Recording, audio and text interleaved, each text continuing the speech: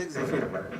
Ahora, el plazo de ejecución, para que se inicie, tiene que darse determinadas condiciones, ¿no? Que ya la vamos a ver más adelante.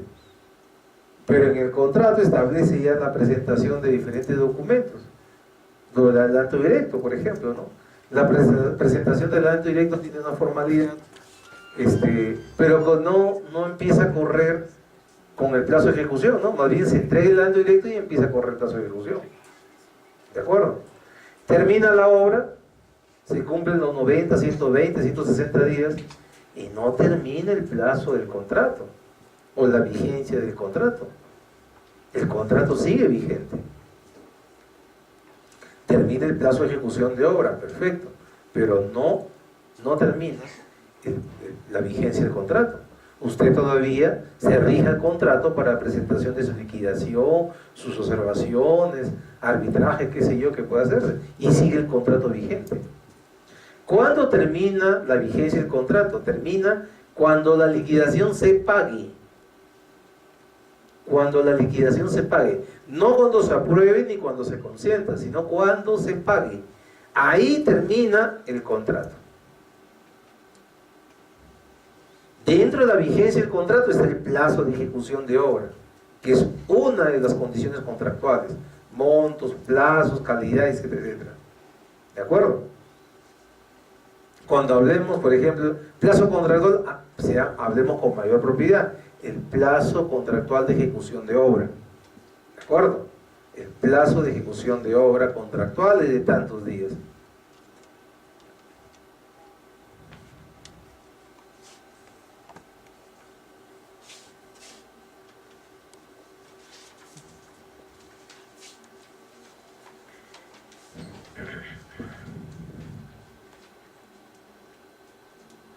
Acá hay un tema respecto al cuaderno de obra. Cada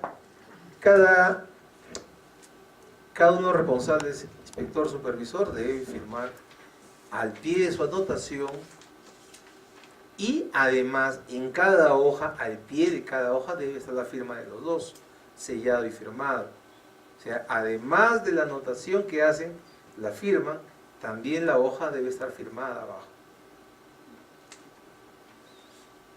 Hay quienes hacen una correlación de sus asientos, hay quienes hacen una correlación de todos las anotaciones, hay quienes hacen una correlación de todas las anotaciones, ¿no? Seguidas, 1, 2, 3, 4, 5, 6, indiferentemente de quién escriba. Hay quienes hacen, no, tú tu numeración, yo mi numeración, ya es potestativo de cada quien. Otro tema, siempre poner ítems en las anotaciones, ¿no? 1, tú escribe, 2, tú. Y si hay que hacer subítems A, del 2A, de tal forma que podamos ver, ¿no?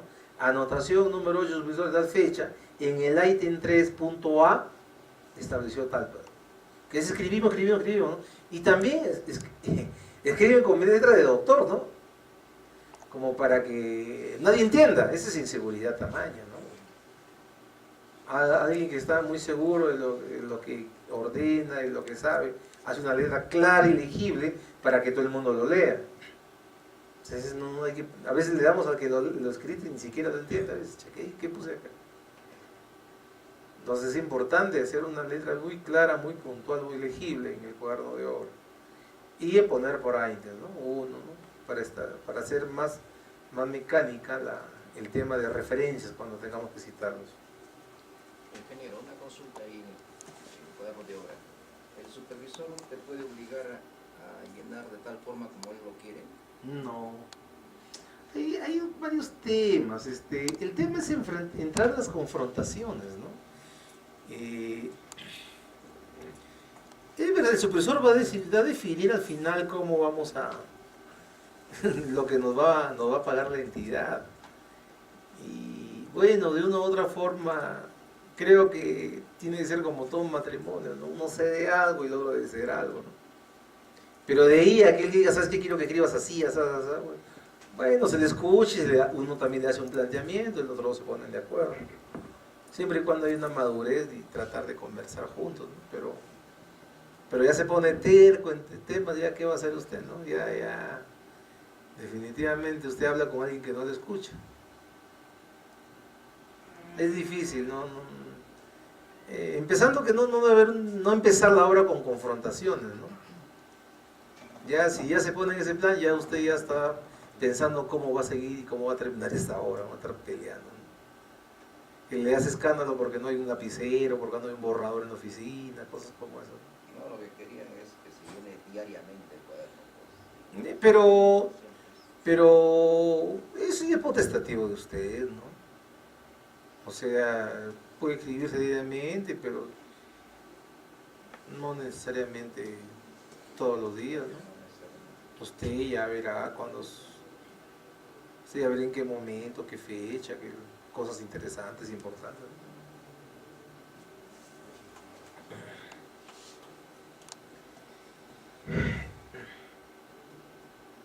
Cuando la obra se haya entregado, o sea, con el acta de recepción, ahí recién se cierra el cuaderno de obra, ¿de acuerdo?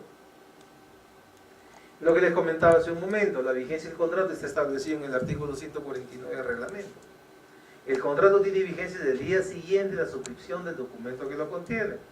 En el caso de ejecución y consultoría de obras, el contrato rige hasta el consentimiento de la liquidación y se ejecute el pago correspondiente.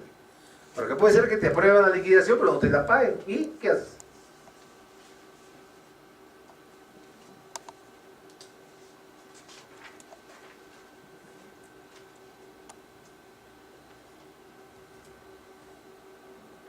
Ahora, el incumplimiento de pago, también en los arbitrajes, hay una parte de la ley que dice que los incumplimientos de pago también serán materia arbitral, ¿no?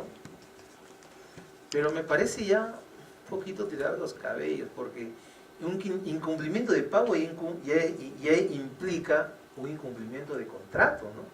Si has terminado tu obra y no te pagan, ¿qué van a arbitrar ahí?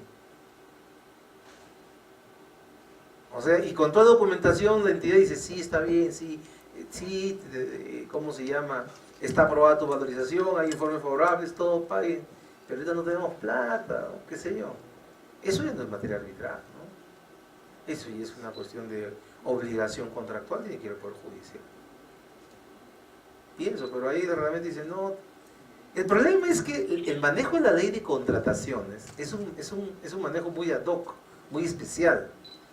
Entonces, si usted va al juez, el juez dice, mira que en el artículo 185 se habla de valorizaciones, tienen que pagar, en el transcurso de 30 días, que por acá, del decreto supremo 184, el juez se rasca la cabeza, ¿no? Porque tiene que ponerse a leer la ley de contrataciones, su reglamento y todo eso. Y casualmente, para eso se sacó el tema de los tribunales, el arbitraje, ¿no? ¿Por qué? Porque los problemas se judicializaban y se demoraban 10, 15 años en solucionarse, porque la ley de contratación es especial y el juez le pedía peritos, le pedía opiniones y no resolvía, las días largas. Ahora con el tema de arbitrajes es más expeditivo, más rápido, se sacan las soluciones más rápido. De repente por ahí es el espíritu de la ley de decir, ¿sabe qué? Como la validez también es un tema de obras, ad hoc también que vaya el tema arbitral, de repente, ¿no? Ahí el arbitraje se va a ordenar y páguenle nomás, ¿por qué van a hacer? Y ejecutar el laudo, ¿no?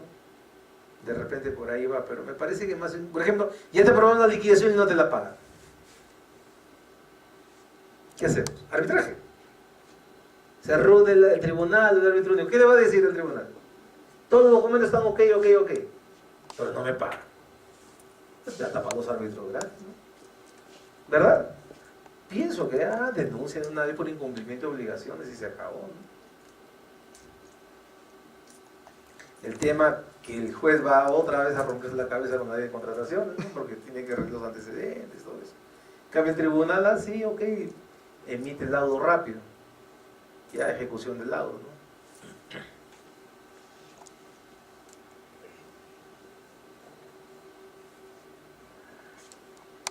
Sobre los cómputos de los plazos, ¿no? Los plazos, ya firmado el contrato, son en días naturales, ¿no? O sea, días calendarios. El plazo de ejecución contractual se computa en días naturales desde el día siguiente del contrato o desde el día siguiente de cumplir las condiciones de la base. Aplicación supletoria del Código Civil, vamos a verlo en este momento. Ahora, cuando son días hábiles, tiene que ser textualmente, literalmente establecido, ¿no? Días hábiles. Cuando no se hable, se supone que son calendarios. Vamos a ver qué dice el Código Civil. En el artículo 183 del Código Civil, ¿qué dicen los plazos? Dice, los plazos se computan en meses y años. Puede ser un contrato, tu obra dura 8 meses, no en días, sino 8 meses. Ah, perfecto. Si empezó el 8 de abril, mayo, junio, julio, agosto, septiembre, octubre, noviembre, el 8 de diciembre termina. O sea, cuando son en meses, va de día a día. ¿De acuerdo? Si la obra dura 2 años y empezó el 5 de abril del 2008, va a terminar el 5 de abril del 2010. Día a día. Cuando se compute en meses o se compute en años.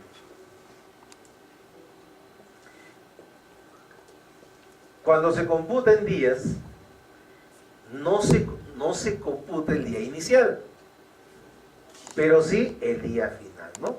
Por ejemplo, un ejemplo sencillo.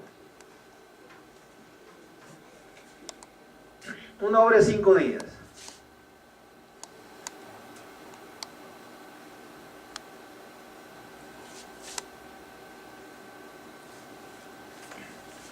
Entregado en adelanto el día 7, ¿de acuerdo? Y primer día, segundo día, tercer día, cuarto día, quinto día. Es lo que implica, dice, el plazo excluye el día inicial e incluye el día de vencimiento. No se cuenta el día inicial, sino al día siguiente. 1, 2, 3, 4, 5. Pero incluye el día final. ¿De acuerdo? Plazo de ejecución 5 días.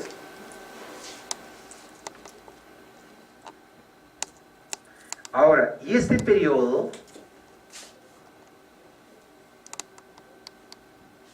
es del 07 al 12. ¿De acuerdo? Periodo del 7 al 12. No cuentas el 7, sino 8, 9, pero sí cuentas al 12. ¿De acuerdo? Le dieron una ampliación de 3 días. Perfecto. 13, 14, 15. Vamos a ver, esto es contractual, contrato original, y esto es adicional, ampliación.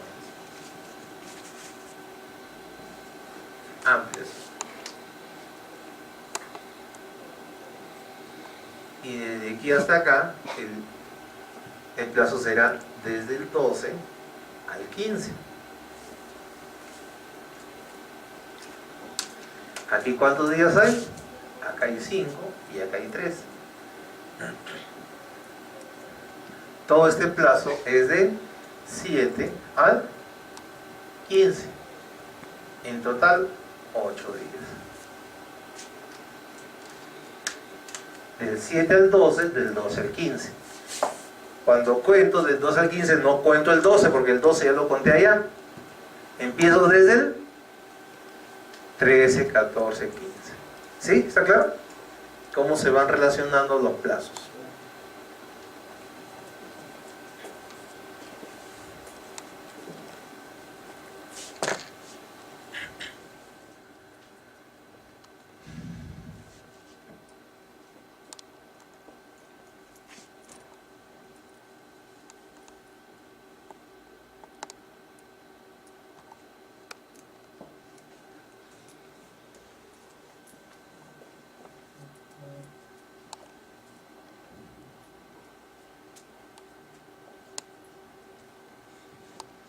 Dígame. Cuando en un expediente dice el plazo de ejecución 90 días calendario, entonces va a ser diferente que 3 meses. No, Porque cuando dice 3 meses, usted está explicando que se empieza el 7, del siguiente mes se acaba el 7 del otro mes. es que va a depender la unidad de medida del plazo. O usted dice, o son 90 días o son 3 meses. O sea, Si separado. usted, claro, son dos cosas diferentes, ¿ah? Son dos cosas diferentes. Usted puede decir 90 días, su plazo de ejecución son en días. Y si son 3 meses, su plazo de ejecución son en meses. ¿Entiende? Usted tiene que ser bien puntual ahí. Porque un aspecto, bueno, ahí dice 90 días calendarios, entre paréntesis 3 meses. No, no puede poner 3 meses. 100 días o 10 días. Así es, 90 días calendario se acabó. Con esos 90 días sí se cuenta por días. ¿No? Así es. Si usted pone 3 meses, va de día a día. Va a ir.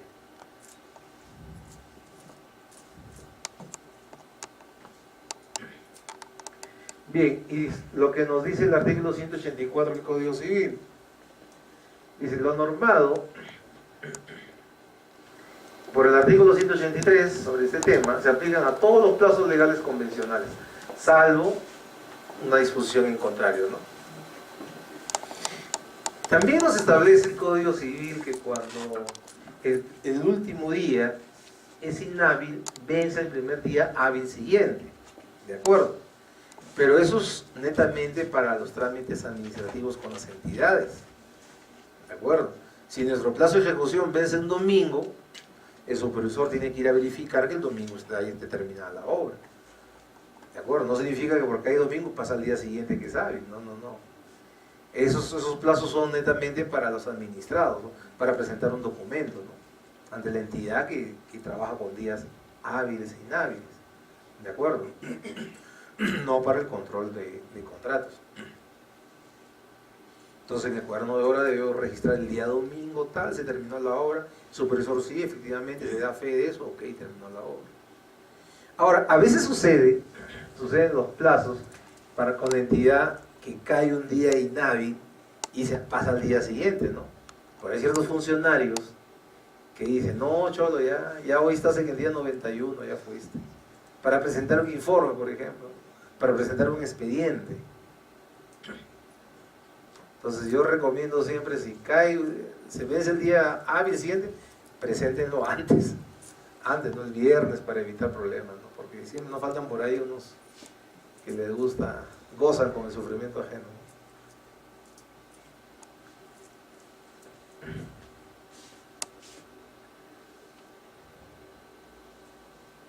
Vamos a hablar de las ampliaciones de plazo.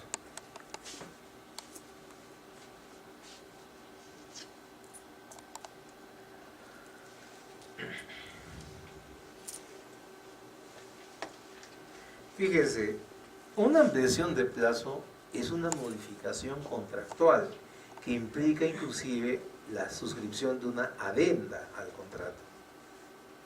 O sea, recordemos que dentro de muchas consideraciones en el contrato se establecen las dos principales, que son monto y plazo. No es cualquier cosa alargar un plazo. O sea, es una modificación de contrato y usted dice si amerita la ampliación como supervisor, sí o no. Debe de alargarse el plazo por todas esas consideraciones.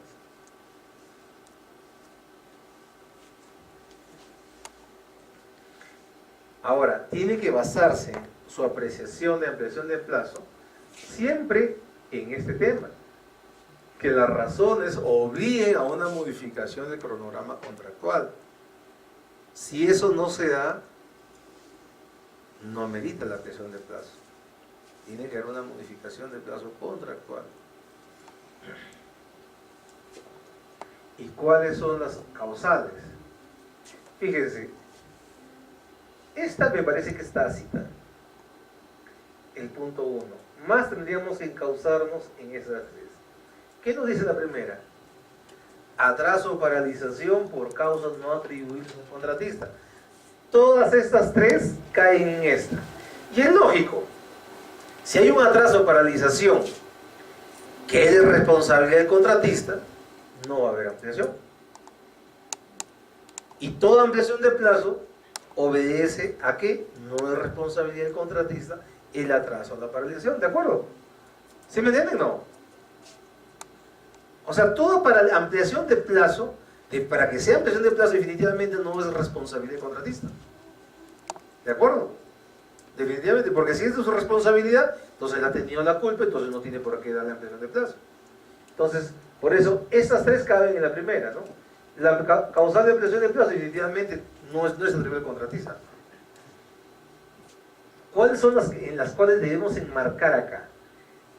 Cuando un asesor legal agarra un expediente, él tiene que enmarcarse en uno de esos tres puntos para poder decir si procede la ampliación de plazo.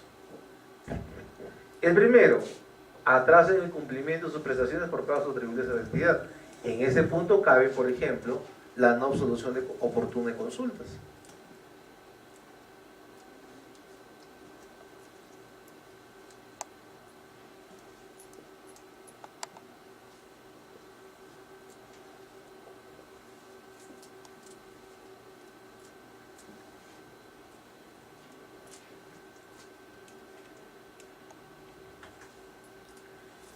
Cae, por ejemplo, el impago de las valorizaciones. ¿De acuerdo? Pero tampoco es que ni bien vencido el último día de pago, ya merita ampliación de plazo al día siguiente. Se supone que el supervisor tiene que ir verificando cuándo empieza a decaer el ritmo de avance de obra por la falta de liquidez del contratista, ¿no? Ahora, ojo, tampoco hay modalidades de financiamiento de la obra por parte del ejecutor de obra, pero no todas las obras son así, y no tenemos la obligación nosotros de financiar una obra del Estado, ¿de acuerdo? Entonces el Estado tiene la obligación de cancelarte hasta 30 días del mes siguiente que corresponde a la valorización, pero también de repente tiene unos problemas y no te pagan, pero no por eso dice la ampliación de plazo. Pero puede ser que pasa 15, 20 días y empieza ya a tener efecto la falta del no pago de la valorización, y el supervisor tiene que ir registrando, y eso puede originar una ampliación de plazo, y el supervisor es quien va a valorar cuántos días amerita una ampliación de plazo por el ritmo lento que empezó la obra, en la cual incurrió la obra, ¿no? Acá, ese es de los temas del atraso en el cumplimiento de las prestaciones por causa atribuidas a la entidad. Caso fortuito, fuerza mayor debidamente comprobados. Por ejemplo, lluvias intensas que implican problemas con las rasantes, subrasantes, los materiales, ¿de acuerdo? No permiten vaciados. Un terremoto que pueda originar problemas, ¿no? Caso fortuito, fuerza mayor. Y si vemos el Código Civil, ahí vamos a ver lo que es ahí está descrito qué es un caso fortuito de fuerza mayor, ¿no? Y la aprobación de los adicionales, ¿no? El adicional se puede alargar tanto, entonces ahí amerita ya ampliación de plazo. Y esto está amarrado también con el punto 2, ¿no? No le pueden decir, usted hace una consulta y dicen, sí, me contratan para 200 metros cúbicos, sí, para solucionar el problema tienen que vaciar 800 metros cúbicos de concreto. Está bien, pero usted no me va, con esa carta no me va a obligar a hacerlo, que mi contrato me manda 200. Sáqueme la resolución donde diga que me van a pagar los 800 nuevos que vamos a hacer, y ahí ya está absuelta la consulta, ¿no? ¿De acuerdo? Recordemos que la aprobación de las adicionales origina una ampliación de la vigencia de las garantías, ¿de acuerdo? O sea, más que todo es la garantía de fiel cumplimiento.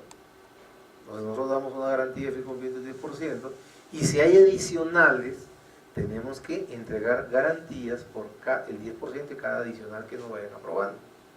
Y tiene que firmarse la adenda respectiva por el incremento del monto contractual.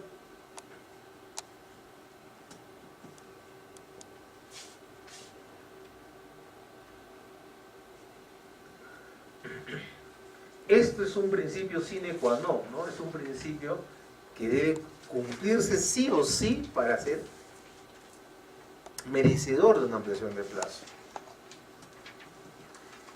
Si nosotros no cumplimos este procedimiento, así merezcamos y sea de ley que nos den ampliación de plazo, no nos la dan. ¿Qué nos dice? Durante la ocurrencia de la causal, el residente debe anotar las circunstancias que a juicio de él amerite la ampliación de plazo. Concluida la causal, tendrá 15 días calendario para solicitar, cuantificar, sustentar solicitud de ampliación de plazo a el ejecutor de obra, ojo, ante el inspector o supervisor. Cuando habla de ejecutor de obra, ¿quién debe firmar los documentos? El representante legal. ¿Ante quién? Dirigido al supervisor directamente. Dirigido al supervisor. ¿De acuerdo?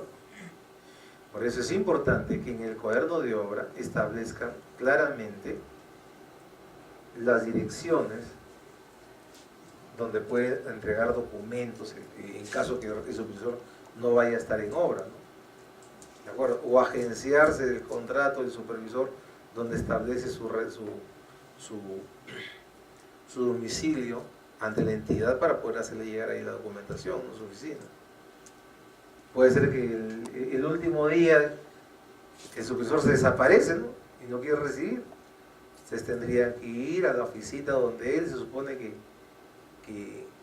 está atendiendo, y si no está, notarialmente dejar constancia de que no se encontraba, ¿no?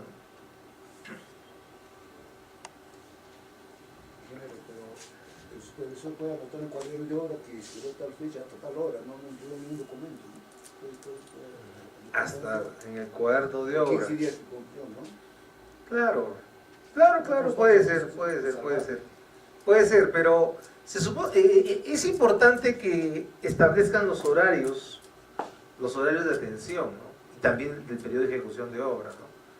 O sea, particularmente siempre le pido al ejecutor de obra que me establezcan su frecuencia y los horarios. Frecuencia, vamos a trabajar de lunes a viernes, y el horario es este, y los sábados ese es el horario, se acabó.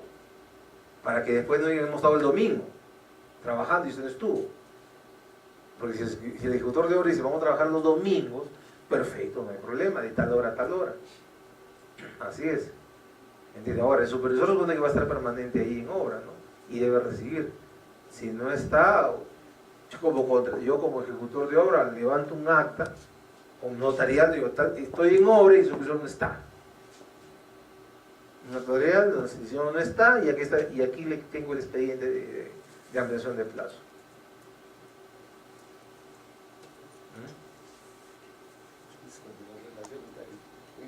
Claro. No, el tema es que cuando ya los montos económicos son fuertes, un poquito que por ahí aparece entre paréntesis el 6, ¿no?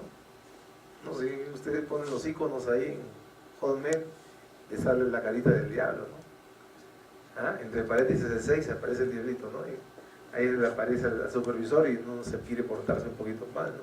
Se desaparece todo ese día. Pero usted levantó un acta, estuvo en obra, no llegó, no ha llegado.